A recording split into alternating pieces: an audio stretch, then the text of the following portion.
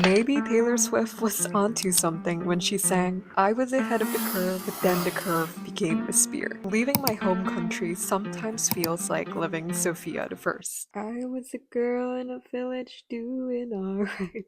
Now I'm a princess scared of copyright. But in reverse. I was a princess doing alright, but then I became a village girl overnight.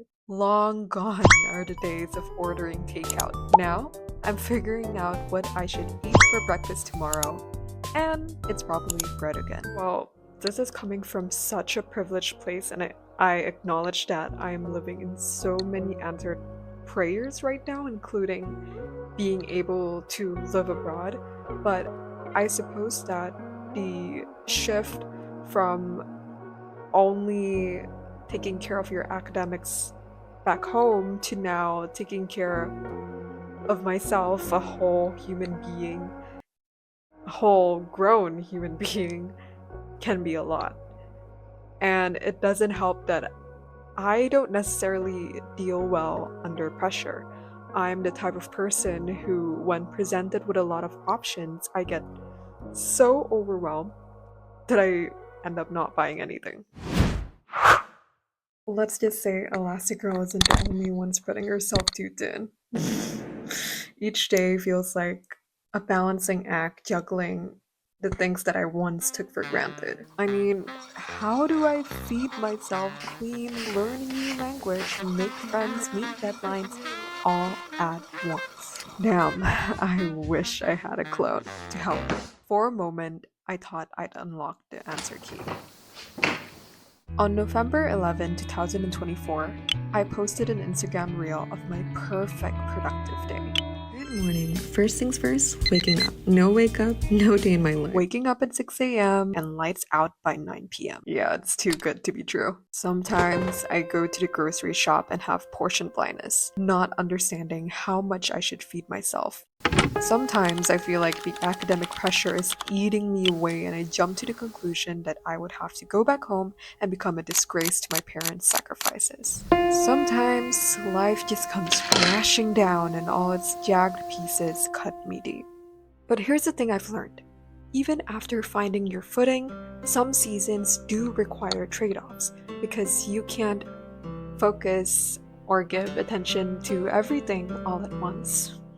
I'm not gonna lie, I honestly felt really down during my previous exam season because I feel like I faced social insecurities, academic insecurities, and physical insecurities all at once, and it felt really permanent at that moment, but here I am today. I got through it and I've survived what I thought to be my worst days. I guess this is a sign that the earth does keep spinning and life does get better, and I like to think that I'm living proof of that, as cheesy as that sounds, and that I always say, I can't do it. I can't do it this time. This is the end of me. But like, I feel like in my heart, I know that I'm going to do it. But not only that, but that I'm going to do it well. I have to remember that all my loved ones want is for me to not starve, but to be healthy and energized.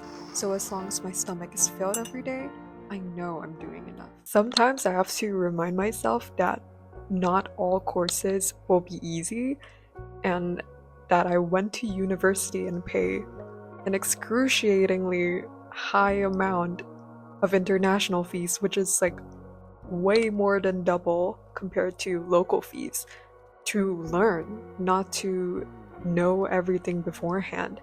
And that if I do end up having to take a reset because of failing my exams, that it won't be the end of the world.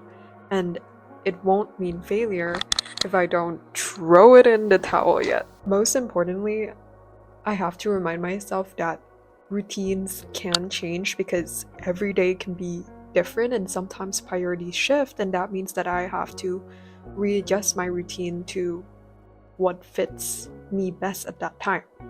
And that a bad day doesn't set out necessarily a bad week or even a bad year. What should remain constant, and I tell this always to all of my friends, and I feel like I have to take my own advice, is that at the end of the day, the only thing that you can guarantee 100% is that you're all you got at the end of the day.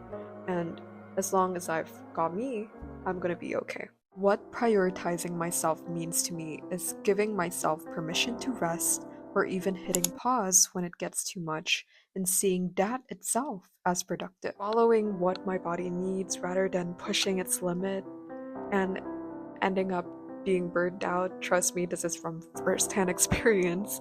Or worse, end up becoming sick because my body is forcing me to rest my stubborn self. It means taking it one day at a time, or even if that's too much, then take it 1 hour at a time and believing that I'm doing the best that I can with the physical resources and the mental capacity that I have at that time, even on my most indecisive days, in ways that I don't even realize. It means being okay with feeling like a mess at times, to feel like I'm falling behind, or to feel like all my progress is lost because the curve became speedy.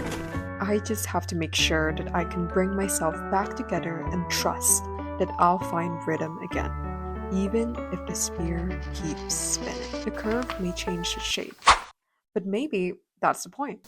Growth isn't linear, and it's continuous. It can be messy, unpredictable, and sometimes overwhelming. But it does get better and is a chance to start fresh. To let my petals bloom wider, to breed, and to reboot.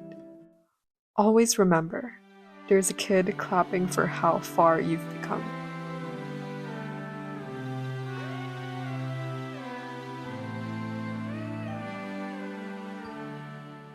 If you guys actually want practical tips on how to balance adulthood or also like how to feed yourself, I actually go in depth on those two topics in 2 of my Instagram reels, link in bio. I got you.